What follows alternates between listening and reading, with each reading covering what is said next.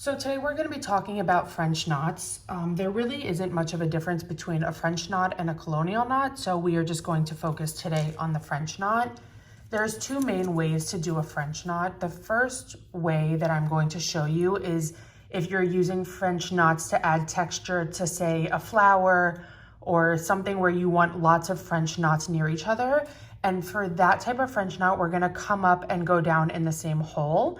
So you're just going to come up, and for this example I'm using silk and ivory on 18 mesh, so it's a little thicker so that you could really see the knot. So you come up on the first hole, you're going to grab the tail of the thread with your left hand. If you're right-handed, you're going to grab it with your left hand, your needle is in your right hand. You pull the thread so that there's some tension, you wrap the thread once around the needle, whoopsies,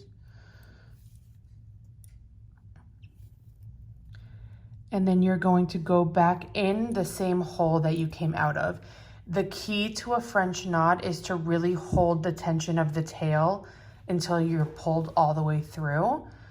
So there you can see the knot is standing up on the canvas. So just to show it to you again, we're going to come up.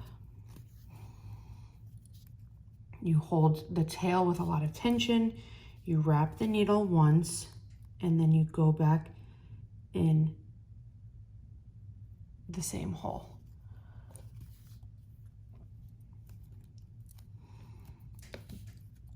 Then you pull the needle. You do not let go of this part of the thread until you're all the way almost at the end, so that you get that tension there. And you can see there both knots are pretty much done with the same tension.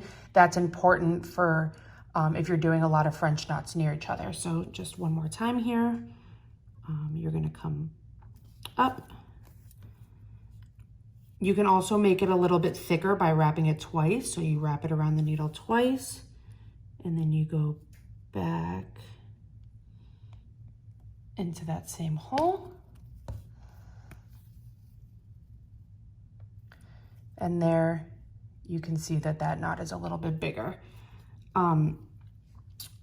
If you are using the French knots like this to add the texture and you're putting a bunch near each other, I would recommend not doing them all right, each hole next to each other, but spacing them out a little bit. Obviously, I would fill this in a little bit, but that's basically, how I would do it. So here I would probably put one here, hold, wrap, back in the same hole.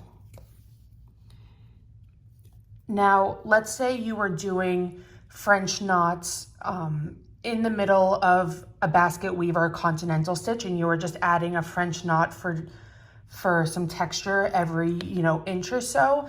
I would then use this 10 stitch style of a French knot. So for that style, it's the same thing. You come up, you wrap, oopsies, you wrap your needle, and then you're going to go in the hole diagonally, like a 10 stitch, so diagonally across, and you just hold and you come in. That one didn't come out so good because I let go of the thread, if you noticed. See, I kind of pulled that one through. That one wasn't a good one. So, and these take practice so that you can learn how to, hold the tension. So you're gonna hold the tail, you wrap, and you go a 10 stitch right there. There we go. You can see from the side that it pretty much looks the same. It covers a little bit more of an area. Again, you can also make it thicker. So you come up, you can wrap, you can wrap it twice, 1, 2, and then go diagonally.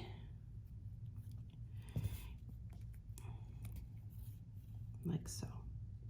That one's a little bit thicker. You can also, instead of doing a 10 stitch on the diagonal, you can also do them straight up and down, horizontally, whatever you want. But in essence, that is how you do a French knot.